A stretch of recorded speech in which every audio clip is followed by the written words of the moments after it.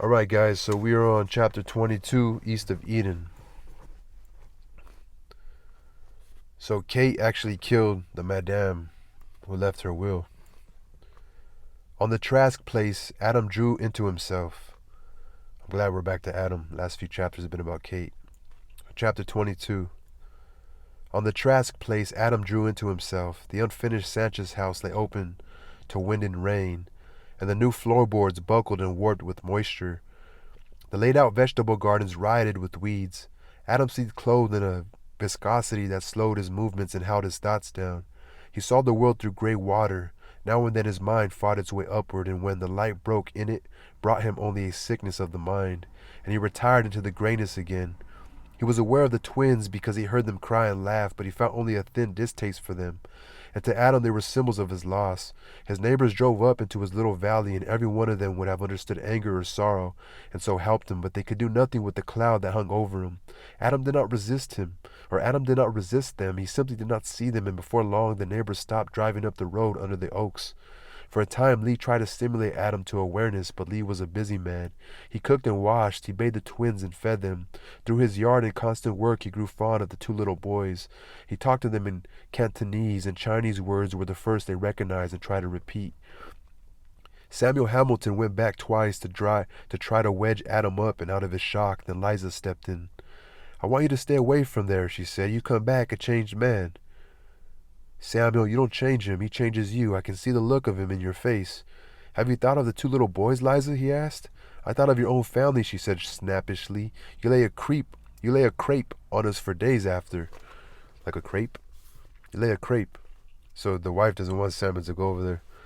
"All right, mother," he said, but it saddened him because Samuel could not mind his own business when there was pain in any man. It was no easy thing for him to abandon Adam to his desolation. Adam had paid him for his work, had even paid him for the windmill parts, and did not want the windmills. Samuel sold the equipment and sent Adam the money. He had no answer. He became aware of anger at Adam Trask. It seemed to Samuel that Adam might be pleasuring himself with sadness, but there was little leisure to brood. Joe was off to college, to that school Leland Stanford had built on his farm near Palo Alto. Tom worried his father, for Tom grew deeper and deeper into books. He did his work well enough, but Samuel felt that Tom had not joy enough. Will and George were doing well in business, and Joe was writing letters home in rhymed verse and making a smart attack on all the accepted verities as was healthful. That's a dope right there. So he says, so his son's going to a school, that school Leland Stanford had built on his farm, no Palo Alto, which is Stanford now. Samuel wrote to Joe saying, "I would be disappointed if you had not become an atheist, and I read pleasantly that you have. In your age and wisdom accepted agnosticism the way you'd take a cookie on a full stomach. But I would ask you with all my understanding heart not to try to convert your mother. Your last letter only made her think you are not well. Your mother does not believe there are many ills uncurable by good strong soup. She puts your brave attack on the structure of our civilization down to a stomach ache. It worries her. Her faith is a mountain, and you, my son, haven't even got a shovel yet." Liza was getting old. Samuel saw it in her face, and he could not feel old himself. White beard or no, but Liza was living backwards, and that's the proof.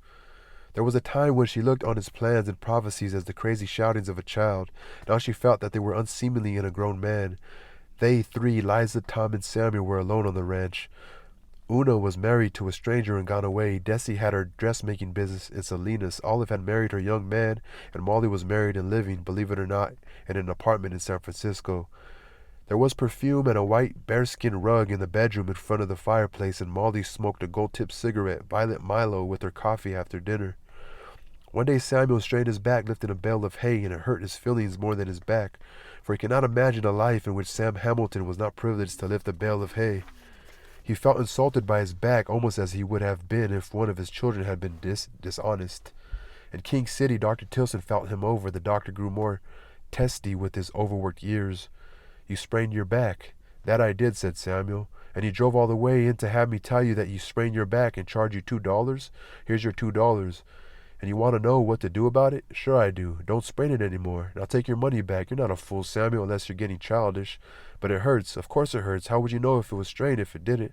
Samuel laughed. You're good for me, he said. You're more than $2 good for me. Keep the money. The doctor looked closely at him. I think you're telling the truth, Samuel. I'll keep the money. Samuel went in to see Will in his fine new store. He hardly knew his son, for Will was getting fat and prosperous, and he wore a coat and vest and a gold ring on his little finger. I've got a package made up for Mother, Will said. Some little cans of things from France, mushrooms and liver paste and sardines, so little you can hardly see them. She'll just send them to Joe, said Samuel. Or she'll just send them to Joe, said Samuel. Can't you make her eat them? No, said his father, but she'll enjoy sending them to Joe.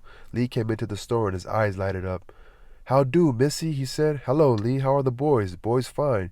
Samuel said, I'm going to have a glass of beer next door, Lee. Be glad to have you join me. Lee and Samuel sat at a little round table in the barroom, and Samuel drew figures on the scrubbed wood with the moisture of his beer glass.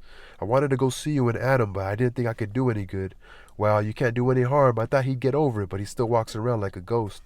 It's over a year, isn't it? Samuel asked. 3 months over. Well, what do you think I can do? I don't know, said Lee. Maybe you could shock him out of it. Nothing else has worked. I'm not good at shocking. I'd probably end up by shocking myself. By the way, what did he name the twins? They don't have any names. You're making a joke, Lee. I'm not making jokes. What does he call them? He calls them they. I mean when he speaks to them. When he speaks to them, he calls them you, one or both. This is nonsense, Samuel said angrily. What kind of a fool is the man? I meant to come and tell you he's a dead man unless you can wake him up. Samuel said, I'll come. I'll bring a horsewhip. No names. You're damn right I'll come, Lee. When? Tomorrow. I'll kill a chicken, said Lee. You'll like the twins, Mr. Hamilton. They're fine-looking boys. I won't tell Mr. Trask you're coming. So part 2. Shyly, Samuel told his wife he wanted to visit the Trask place. He thought she would pile up strong walls of objection, and for one of her few times in his life he would disobey her wish, no matter how strong her objection. It gave him a sad feeling in the stomach to think of disobeying his wife. He explained his purpose almost as though he were confessing. Liza put her hands on her lips during the telling, and his heart sank. When he was finished, she continued to look at him, he thought, coldly. Finally she said, Samuel, do you think you can move this rock of a man? Why, I don't know, Mother. He had not expected this. I don't know. Do you think it is such an important matter that those babies have names right now? Well, it seems so to me, he said lamely. Samuel, do you think why you want to go? Samuel, do you think why you want to go? Is it your natural incurable nosiness? Is it your black inability to mind your own business? Now, Liza, I know my failings pretty well. I thought it might be more than that. It had better be more than that, she said. This man has not admitted that his sons live. He has cut them off mid-air. That's the way it seems to me, Liza. If he tells you to mind your own business, what then? Well, I don't know. Her jaw snapped shut and her teeth clicked. If you do not get those boys named, there'll be no warm place in this house for you. Don't you dare come whining back, saying he wouldn't do it, or he wouldn't listen. If you do, I'll have to go myself. No, that you won't do. You'll fall short in savagery, Samuel. Okay, he said. I'll give him the back of my hand, Samuel said. No, that you won't do. You fall short in savagery, Samuel. I know you. You'll give him sweet-sounding words and you'll come dragging back and try to make me forget you ever went. I'll beat his brains out, Samuel shouted.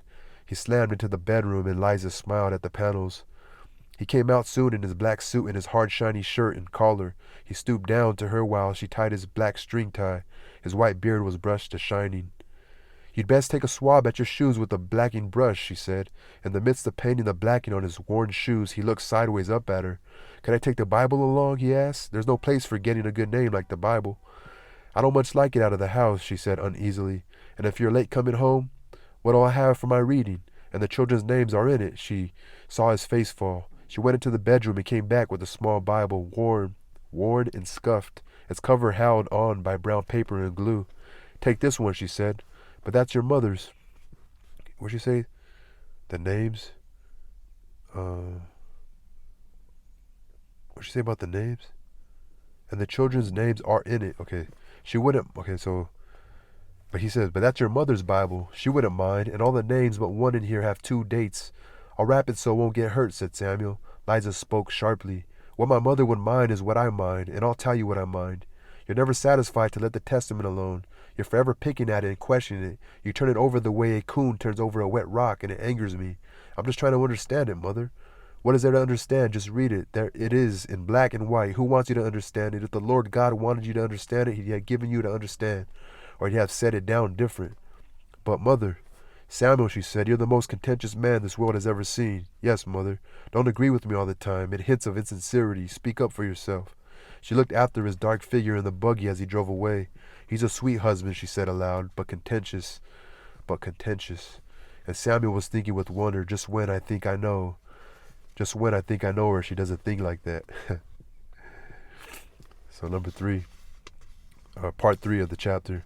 On the last half mile, turning out of Salinas Valley and driving up the unscraped road under the great oak trees, Samuel tried to play a rage to take care of his embarrassment.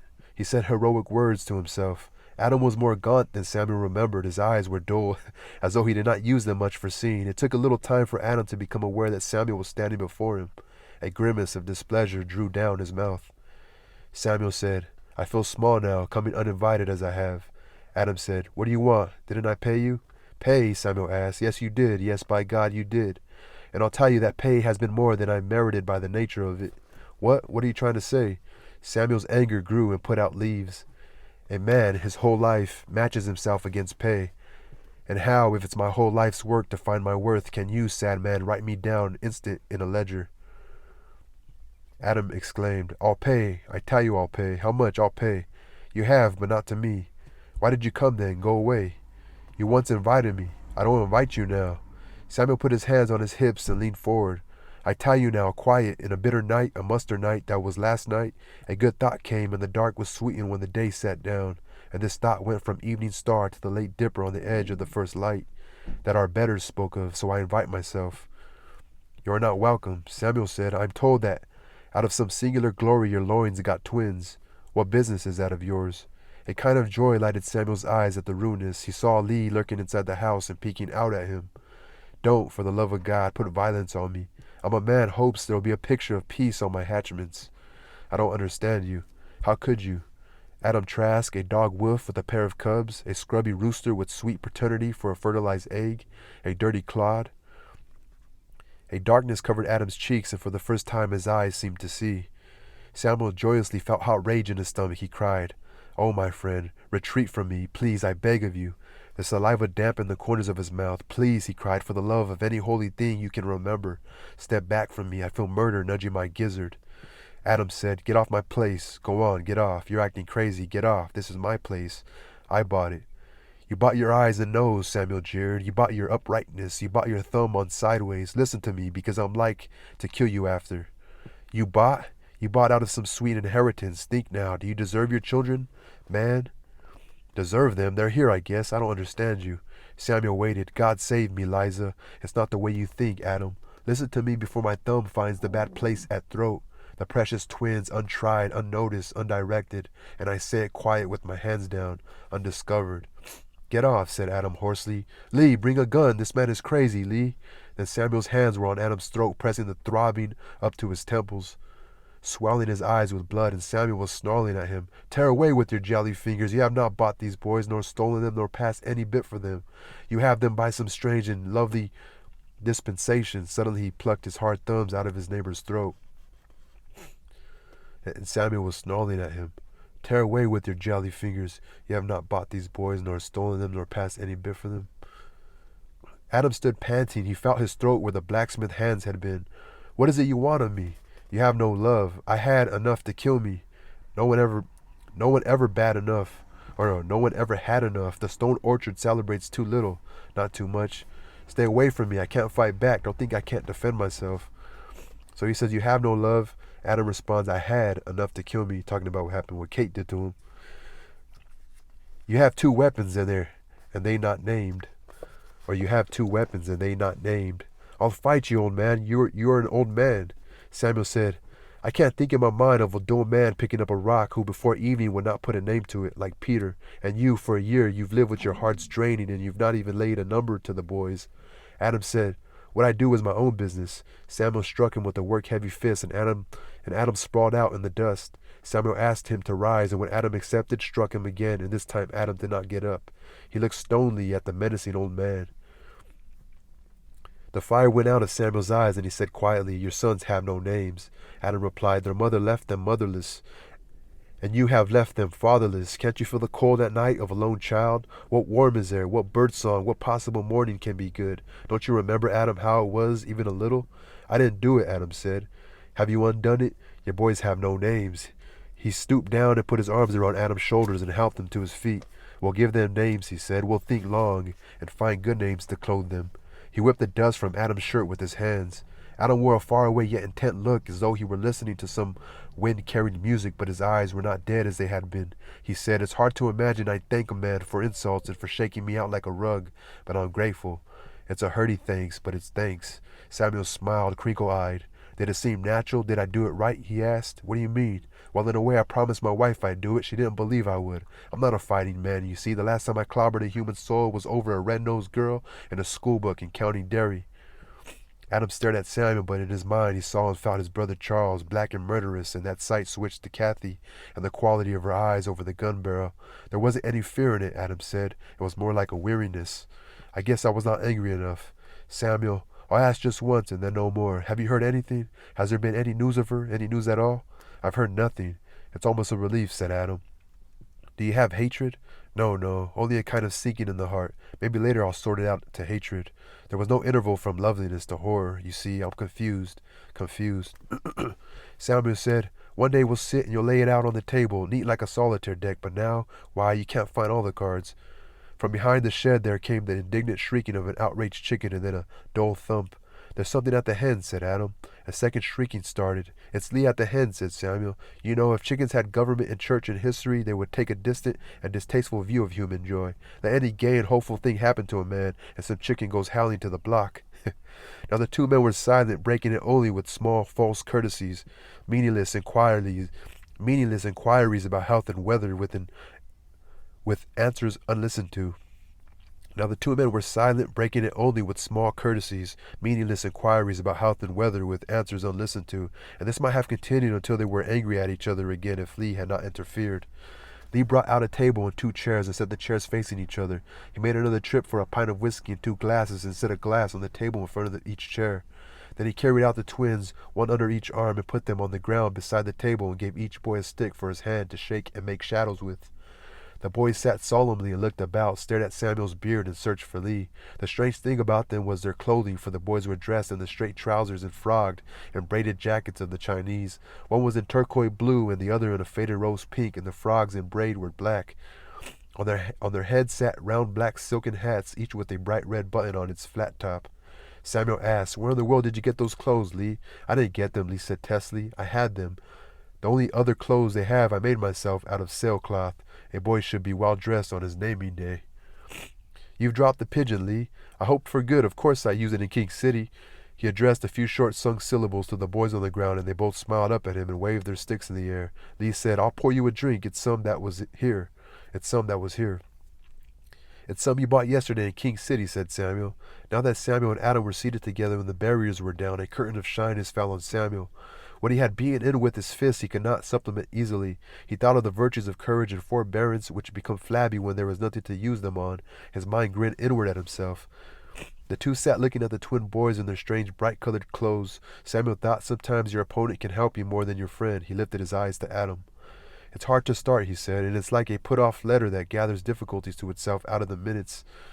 Could you give me a hand?" Adam looked up for a moment and then back at the boys on the ground. "There's a crashing in my head," he said, "like sounds you hear under water. I'm having to dig myself out of a year. Maybe you'll tell me how it was, and that will get us started." Adam tossed down his drink and poured another and rolled the glass at an angle in his hand. The amber whiskey moved high on the side, and the pungent fruit odor of its warming filled the air. "It's hard to remember," he said. "It was not agony but a dullness. But no, there were needles in it. You said I had not all the cards in the deck, and I was thinking of that. Maybe I'll never have all the cards. Is it herself trying to come out when a man says he does not want to speak of something he usually means he can't think of nothing else? Maybe it's that. She's all mixed up with that dullness, and I can't remember much except the last picture drawn in fire. She did shoot you, didn't she, Adam?" His lips grew thin and his eyes black. Samuel said, "There's no need to answer." "There's no reason not to," Adam said, or Adam replied. "Yes, she did." "Did she mean to kill you?" "I've thought of that more than anything else. No, I don't think she meant to kill me. She didn't allow me that dignity. There was no hatred in her, no passion at all. I learned about that in the army. If you want to kill a man, you shoot at head or heart or stomach. No, she hit me where she intended. I can see the gun barrel moving over. I guess I wouldn't have minded so much if she had wanted my death. That would have been a kind of love, but I was an annoyance, not an enemy. You've given it a lot of thought, said Samuel. I've had lots of time for it. I want to ask you something. I can't remember behind the last ugly thing. Was she very beautiful, Samuel? To you she was because you built her. I don't think you ever saw her, only your own creation. Adam mused aloud. I wonder who she was, what she was. I was content not to know. And now you want to? Adam dropped his eyes. It's not curiosity, but I would like to know what kind of blood is in my boys. When they grow up, won't I be looking for something in them? Yes, you will, and I will warn you now that not their blood, but your suspicion might build evil in them. They will be what you expect of them. But their blood. I don't very much believe in blood, said Samuel. I think when a man finds good or bad in his children, he has seen only what he planted in them after they cleared the womb. You can't make a racehorse of a pig. No, said Samuel, but you can't make a very fast pig. Or no, you can't make a racehorse of a pig, said Adam. No, said Samuel, but you can make a very fast pig. No one hereabouts would agree with you. I think even Mrs. Hamilton would not. That's exactly right. She most of all would disagree, and so I would not say it to her and let loose the thunder of her disagreement. She wins all arguments by the use of vehemence and the conviction that a difference of opinion is personal affront. That the difference of opinion is a personal affront. She's a fine woman, but you have to learn to feel your way with her. Let's speak of the boys. Will you have another drink? Adam asks. That I will, thank you. Names are a great mystery. I've never known whether the name is molded by the child or the child changed to fit the name. But you can be sure of this. Whenever a human has a nickname, it is proof that the name given him was wrong. How do you favor the standard names, John or James or Charles? Adam was looking at the twins, and suddenly with the mention of the name, he saw his brother peering out of the eyes of one of the boys. He leaned forward. What is it? Samuel asked. Why? Adam cried. These boys are not alike. They don't look alike. I forgot about that. I forgot that one of the boys is not his. So I'm gonna fucking highlight that shit. Adam looked at the twins. Suddenly, with the mention of the name, he saw his brother peering out of the eyes of one of the boys. What is it? Samuel asked. Why? Adam cried. These boys are not alike. They don't look alike. Of course they don't. They're not identical twins. That one looks like my brother. I just saw it. I wonder if the other looks like me. Both of them do. A face has everything in it right back to the beginning. It's not so much now, said Adam, but for a moment I thought I was seeing a ghost. Maybe that's what ghosts are, Samuel observed. Lee brought dishes out and put them on the table. Do you have Chinese ghosts? Samuel asked. Millions, said Lee. We have more ghosts than anything else. I guess nothing in China ever dies. It's very crowded. Anyway, that's the feeling I got when I was there. Samuel said, sit down, Lee. You were trying to think of names. I've got chicken frying. It will be ready pretty soon. Adam looked up from the twins and his eyes were warmed and softened. Will you have a drink, Lee? I'm nipping at the nigapi in the kitchen, said Lee, and went back to the house. Samuel leaned down and gathered up one of the boys and held him on his lap. Take that one up, he said to Adam. We ought to see whether there's something that draws names to them.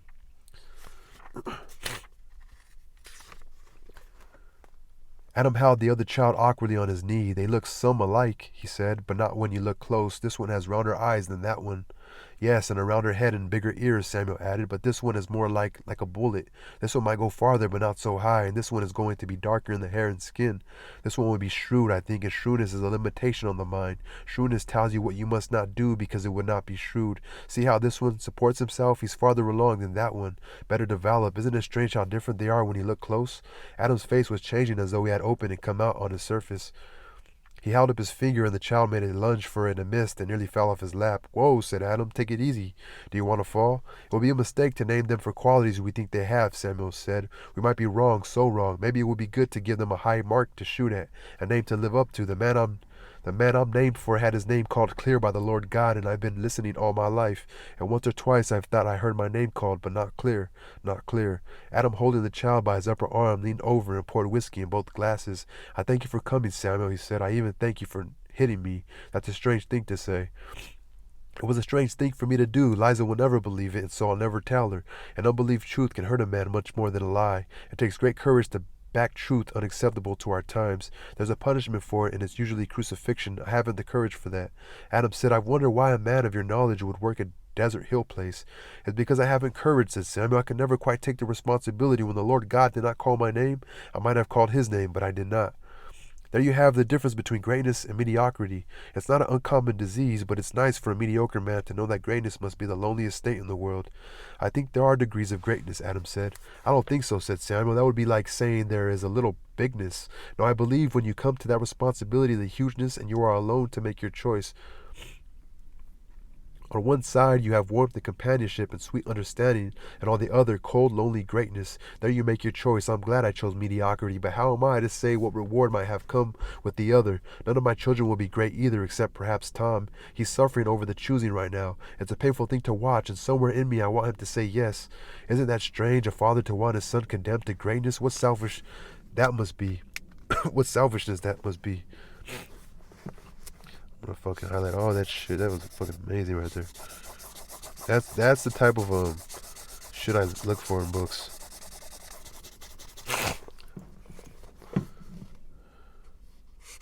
Saying his son is looking for greatness.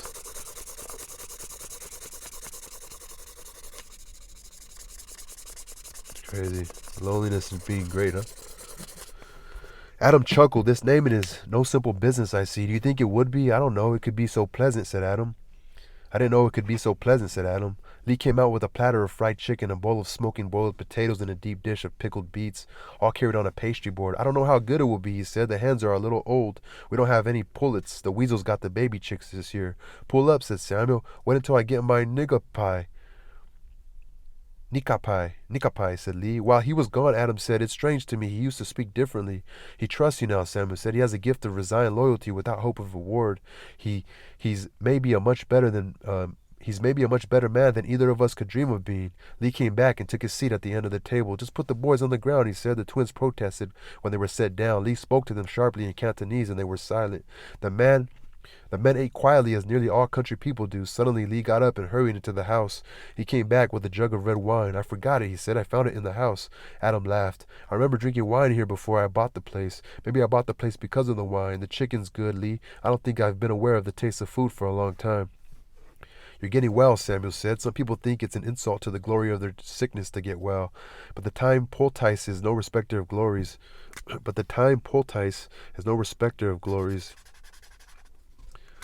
Everyone gets well if he waits around.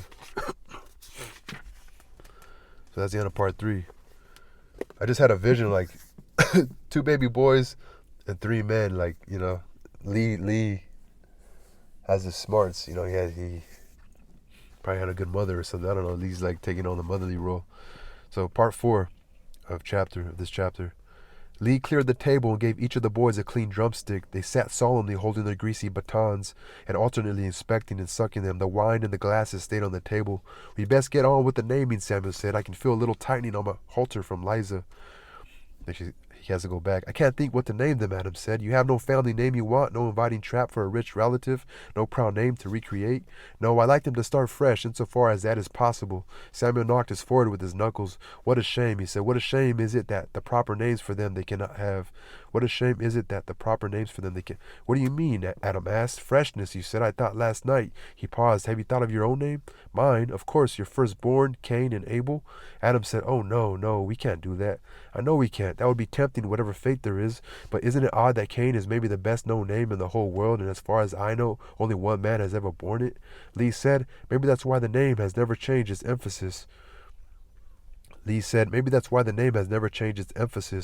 looked into the ink-red wine in his glass. I've got a shiver when you mentioned it, he said. 2 stories have haunted us and followed us from our beginning, Samuel said. We carry them along with us like invisible tales. The story of the original sin and the story of Cain and Abel. And I don't understand either of them. I don't understand them at all, but I feel them. Liza gets angry with me. She says I should not try to understand them. She says, why should we try to explain a verity? Maybe she's right, Lee. Liza says you're a Presbyterian. Do you understand the Garden of Eden and Cain and Abel? She thought I should be something, and I went to Sunday school long ago in San Francisco. People like you to be something, preferably what they are. Adam said, he asked you if you understood. I think I understand the fall. I could perhaps feel that in myself. But the brother murder? No. Well, maybe I don't remember the details very well. Samuel said, most people don't read the details. It's the details that astonish me. And Abel had no children. He looked up at the sky. Lord, how the day passes. It's like it's like a life, so quickly when we don't watch it, and so slowly when we do. No, he said, I'm having enjoyment, and I made a promise to myself that I would not consider enjoyment a sin.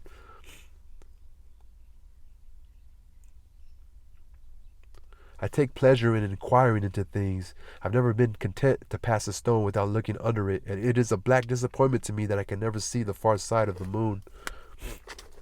I like this. So quickly when it's like life. So quickly when we watch it, so slowly. No, so quickly so quickly when we don't watch it. I don't have a Bible, Adam said. I left the family one in Connecticut. I have, said Lee. I'll get it.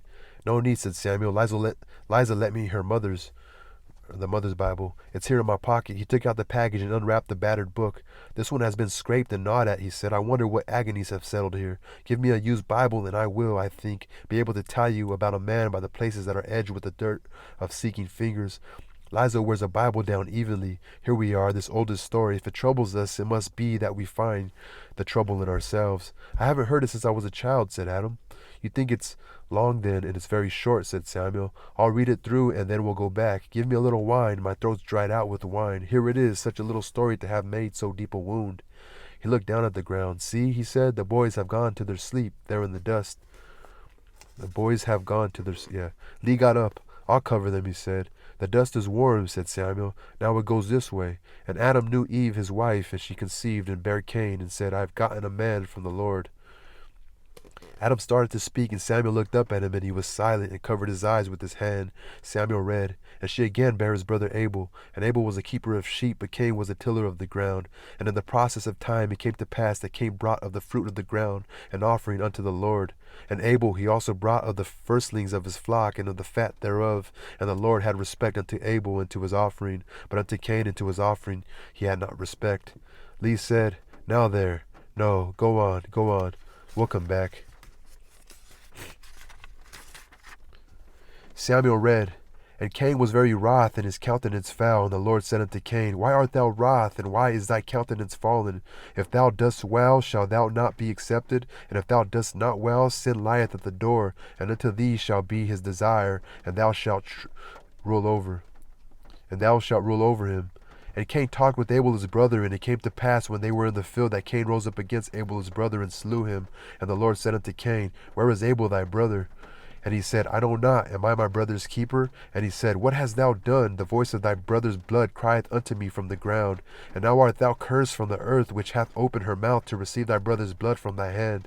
When thou tillest the ground, and shalt not henceforth yield unto thee her strength, a fugitive and a vagabond shalt thou be in the earth. And Cain said unto the Lord, My punishment is greater than I can bear. Behold, thou hast driven me out this day from the face of the earth, and from thy face shall I be hid. And I shall be a fugitive and a vagabond in the earth. And shall come to pass that every one that findeth me shall slay me. And the Lord said unto him, Therefore whoever slayeth Cain, vengeance shall be taken on him sevenfold. And the Lord set a mark upon Cain, lest any finding him should kill him. And Cain went out from the presence of the Lord, and dwelt in the land of Nod, on the east of Eden. Samuel closed the loose cover of the book almost with weariness. There it is, he said, 16 verses, no more. And oh Lord, I had forgotten how dreadful it is. No single tone of encouragement. Maybe Liza's right, there's nothing to understand. Adam sighed deeply. It's not a comforting story, is it? Lee poured a tumbler full of dark liquor from his round stone bottle and sipped it, and opened his mouth to get the double taste on the back of his tongue. No story has power, nor will it last, unless we feel in ourselves that it is true and true of us. What a great burden of guilt men have. Samuel said to him, And you have tried to take it all.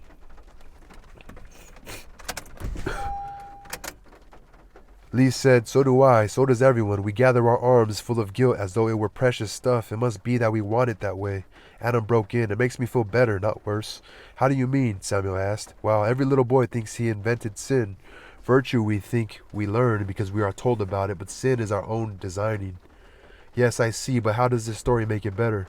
Because, Adam said excitedly, we are descended from this. This is our father. Some of our guilt is absorbed in our ancestry. What chance did we have? We are the children of our father. It means we aren't the first. It's an excuse, and there aren't enough excuses in the world. Not convincing ones anyway, said Lee. Else we would long ago have wiped out guilt, and the world would not be filled with sad, punished people. Samuel said, "But do you think of another frame to this picture? Excuse or not, we are stamped back to our ancestry. We have guilt." Adam said, "I remember being a little outraged at God. Both Cain and Abel gave what they had, and God accepted Abel and rejected Cain. I never thought that was a just thing. I never understood it. Do you?" "Maybe we think out of a different background," said Lee. "I remember that this story was written by and for a shepherd people. They were not farmers. Wouldn't the God of shepherds find a fat lamb more valuable than a sheaf of barley? A sacrifice must be best and most valuable."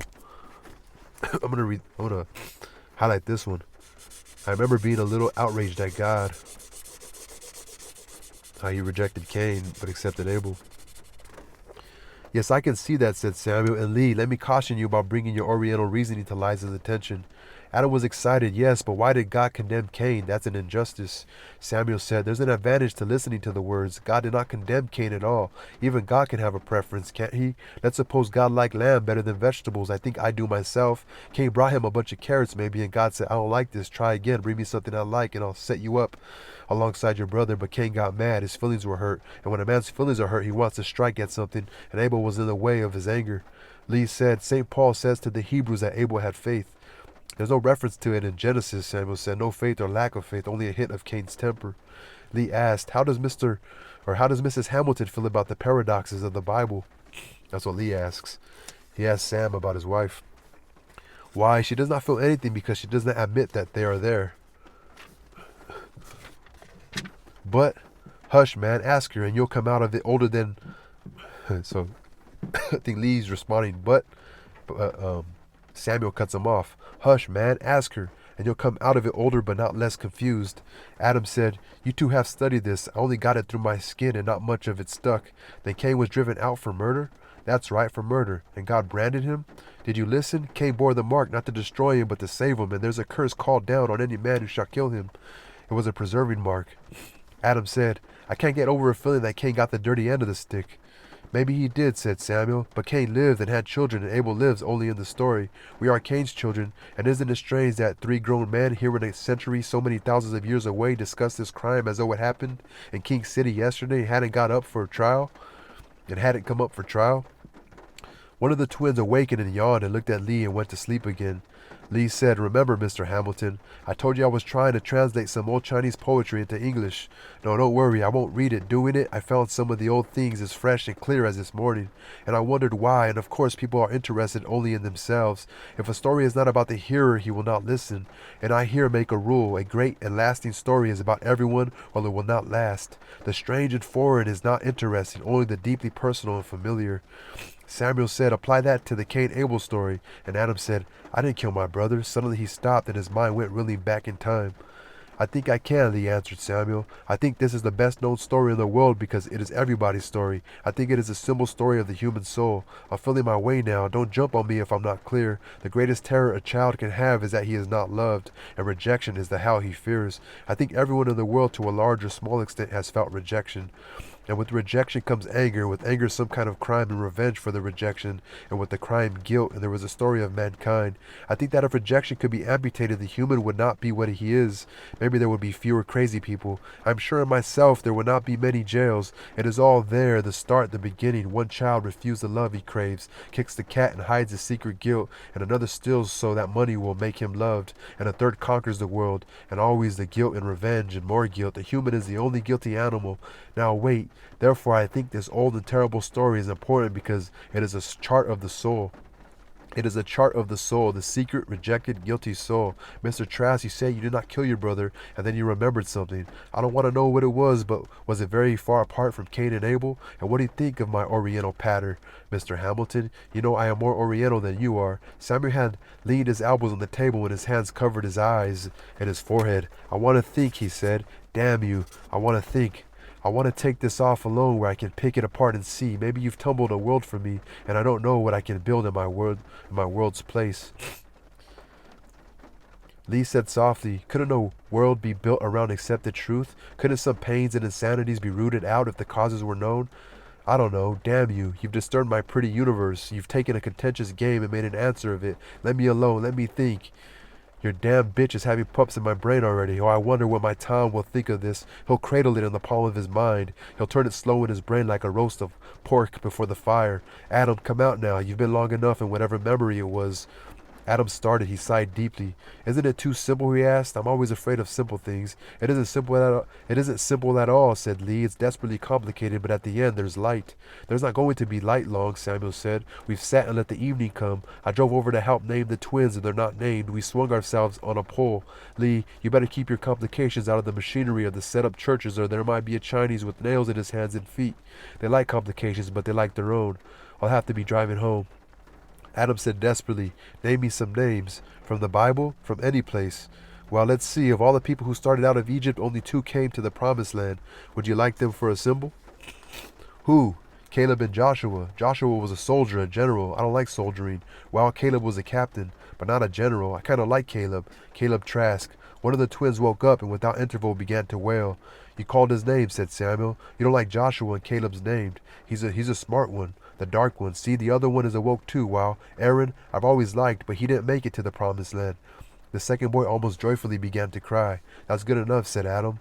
Suddenly Samuel laughed. In 2 minutes, he said, and after a waterfall of words, Caleb and Aaron, now you are people and you have joined the fraternity, and you have the right to be damned. Lee took the boys up under his arms. Have you got them straight? He asked. Of course, said Adam. That one is Caleb, and you are Aaron. Lee lugged the yowling twins toward the house in the dusk. Yesterday I couldn't tell them apart, said Adam. Aaron and Caleb. Thank the good Lord we had produced from our patient thought, Samuel said. Liza would have preferred Joshua. She loves the crashing walls of Jericho, but she likes Aaron too, so I guess it's all right. I'll go and hitch up my rig. Adam walked to the shed with him. I'm glad you came, he said. There's a weight off me. Samuel slipped the bit into Doxology's reluctant mouth, set the brow band, and buckled the throat latch. So Samuel slipped the bit in Doxology's reluctant mouth, set the brow band, and buckled the throat latch. Maybe you'll now be thinking of the garden in the flatland, he said. I can see it there the way you planned it. Adam was long in answering. At last he said, I think that kind of energy has gone out of me. I can't feel the pull of it. I have money enough to live. I never wanted it for myself. I have no one to show a garden to. Samuel wheeled on him, and his eyes were filled with tears. Don't think it will ever die, he cried. Don't expect it. Are you better than other men? I tell you, it won't ever die until you do. He stood panting for a moment, and then he climbed into the rig and whipped Doxology and drove away, his shoulders hunched without saying goodbye. I think that kind of energy has gone out of me. So Adam walked to the shed with him. I'm glad you came, he said. There's a weight off me. Maybe you'll now be thinking of the garden in the flatland, he said. I can see it there the way you planned it. And then he said, I think that kind of energy has gone out of me. I can't feel the pull of it. I have money enough to live. I never wanted it for myself. I have no one to show the garden to. Don't think it will ever die, he cried. Don't expect it. Are you better than other men? I tell you, it won't ever die until you do. What is he talking about? Is he talking about the feeling of like depression, feeling sad about the situation? I'm not sure. Kathy is Kate. She just changed her name to be a whore. I don't know. Caleb and Aaron. Peace.